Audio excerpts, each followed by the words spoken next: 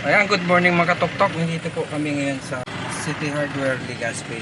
So bibili kami ng makailangan namin sa paggawa ng improvised owning tent na ilalagay natin dito sa tuktok. So,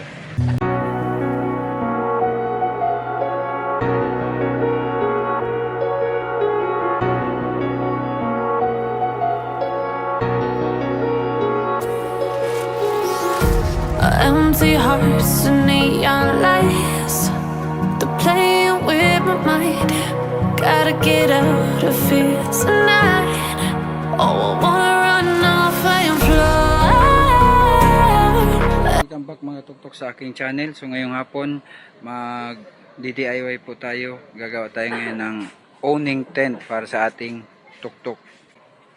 Yan, para sa mga bagong tagapanood natin, please consider subscribing and then watch until the end. Okay, gagawa pa tayo ngayon mga tuktok ng owning tent para sa ating mga tuktok. So para kapag nagpi-picnic tayo or nagpunta tayo sa campsite, so hindi tayo hassle at hindi sagabal yung init or ulan man. At least meron tayong naka-reading tent. So hopefully this is the first na sa tuktok na merong owning tent. So ayan. Wow.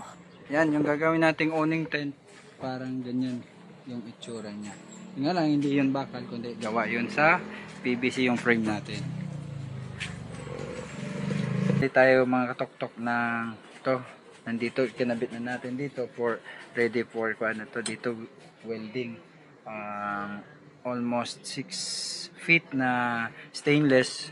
Ito, stainless. Tapos ilalagay natin yan dito. So para konti lang yung welding natin, so naisipan natin na bumili din ng flat bar. Ito almost 16 inches ito na flat bar nitong flat bar na to. So bali ang lagay niya ganito na.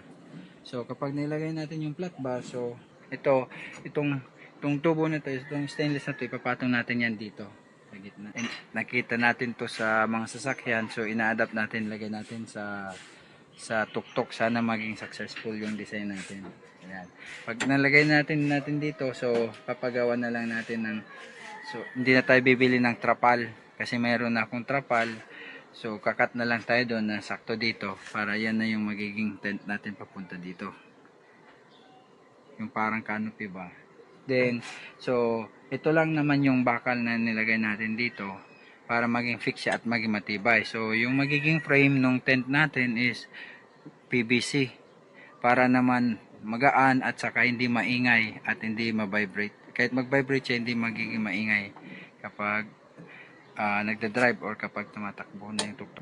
For the meantime, ito yung purpose naman nitong isang mas mahaba na at maliit na flat bar.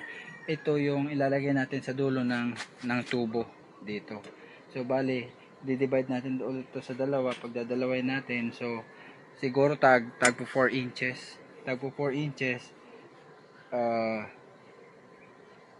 I-curve natin siya para maging square siya. So dito magiging square siya dyan, tapos doon din sa dulo magiging square para siya yung magbibigay ng shape doon sa gagawin natin na parang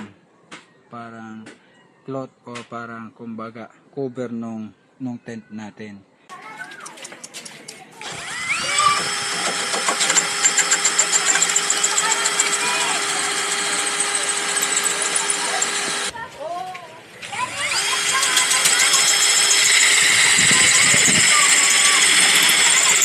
So,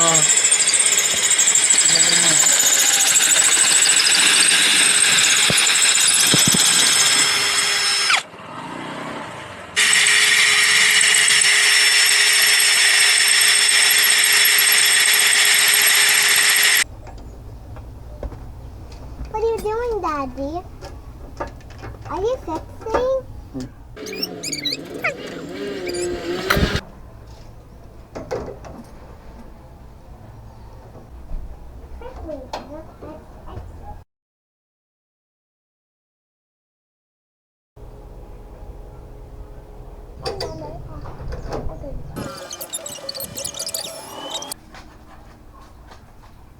Mommy, picture ako. Mama, picture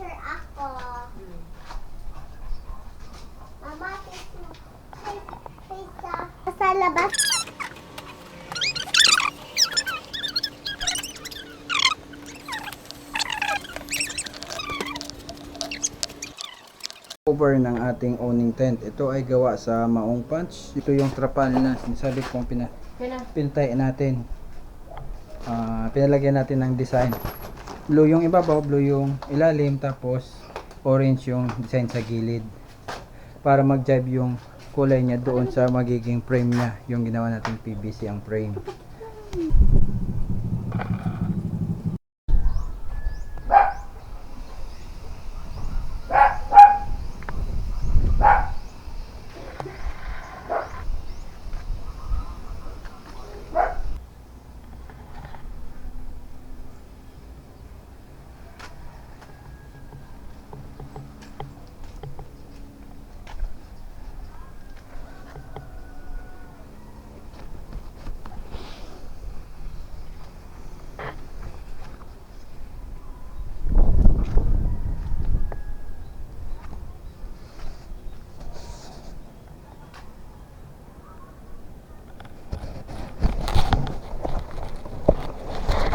So, ito na yung final setup niya.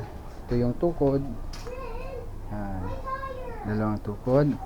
Left and right. As itong sobra, ito dapat to yung main. Kaso, pinalitan ko ng stainless. Kasi, pinawelding na lang natin. Ay, pinabutasan pala natin. So, yan. Ito yung pinatay natin. Blue ang ibabaw, blue yung ilalim. Tapos, orange ang gilid. Okay. Lock na rin to. Tapos ito yung tali na hawak mamaya sa tawag dito, parang pako, yung kabuo natin sa lupa. Tapos ito sa yung atak para kahit mahangin hindi siya lilipad-lipad. Yan. Ayan yung cover natin. So tingnan natin sa loob or sa ilalim. Yan. Dito dapat yung PVC kasi pinalitan natin ng stainless. So tornilyo na lang natin dito. Ayan na. Ayan na, almost done. So tutupiin natin to, tapos pakita natin sa inyo mga tuktok. Yan, ay support pa lang lubid sa gilid. So ang kulang na lang dito, bibili na lang ko ng sintas, tapos abang na lang natin dito. Parang i-fix na lang natin to dito itatali para may lakas din dito sa gilid. So wala pa kasi siya, di ba? So abangan na lang natin ito ng sintas. So lang bibili na. Lagyan natin dito ng kahit tagtatatlo. Turning truth to lies. Gotta get up, stop wasting time. Yeah, I wanna run off and fly.